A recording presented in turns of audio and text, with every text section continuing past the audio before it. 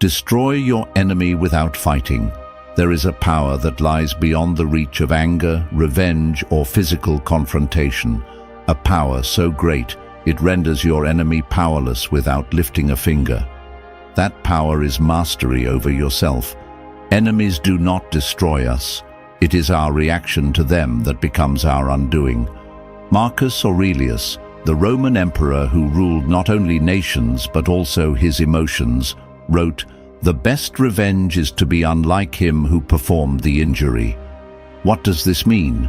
It means that the moment you allow hatred or anger to dictate your actions, you become a slave, not to your enemy, but to your own destructive impulses. So how do we destroy an enemy without fighting? We win the battle within ourselves. Step 1. Disarm their power over you. The first and greatest victory is to take away your enemy's ability to disturb your inner peace. As Epictetus taught, no man is free who is not master of himself. If someone insults you, demeans you, or seeks to provoke you, their victory lies in your reaction. But if you remain composed, unmoved by their attempts, they are left with nothing but their own venom. This is not weakness. It is supreme strength. It is standing still in the storm, unshaken. They may hurl words, threats, or schemes, but you rise above it. The fire of their malice burns out because it finds no fuel in you. Step 2. Outshine them through virtue. The most devastating blow you can deliver to an enemy is to rise so far above them in character that they fade into irrelevance. The Stoics believed that our greatest focus should be on living a life of virtue, on being just, disciplined, courageous, and wise.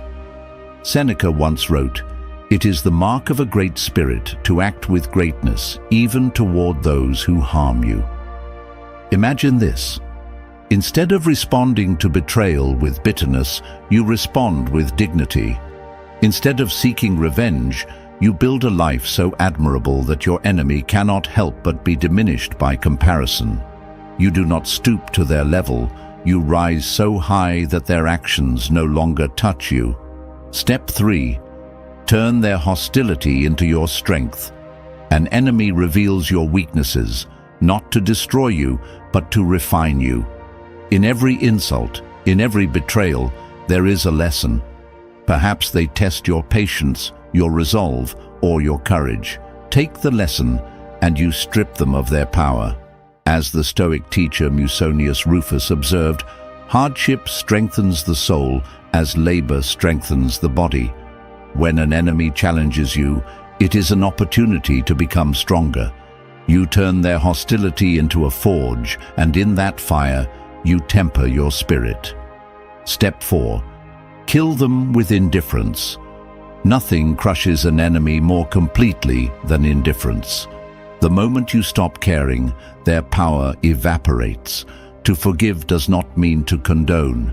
It means to free yourself. When you let go of anger and resentment, you free yourself from their chains. Marcus Aurelius said, "The best way to avenge yourself is to not be like your enemy. If they bring hate, you bring calm. If they bring chaos, you bring order. In your silence, in your self-control, they find no reflection of their malice, and that is their true defeat." Step 5. Win without wanting to win. True victory does not come from crushing an enemy, it comes from transcending them. When you live a life so rich in purpose and virtue, no external foe can harm you. Their hatred becomes meaningless, their schemes irrelevant. The Stoics remind us that the only thing we can control is ourselves. If you master this, you are untouchable. The greatest triumph is not over another person, but over the chaos within you. The enemy is not your adversary, it is your own destructive emotions. Conquer those, and you conquer the world. Do not seek vengeance, for vengeance binds you to your enemy. Instead, rise above. In the quiet strength of self-mastery, you will destroy your enemy, not by fighting them, but by rendering their existence insignificant. If you found value in this journey, subscribe the Stoic verse and share this wisdom with someone who needs it. Let's grow stronger together, mind, body and soul. Until next time, stay disciplined, stay resilient, and stay in control.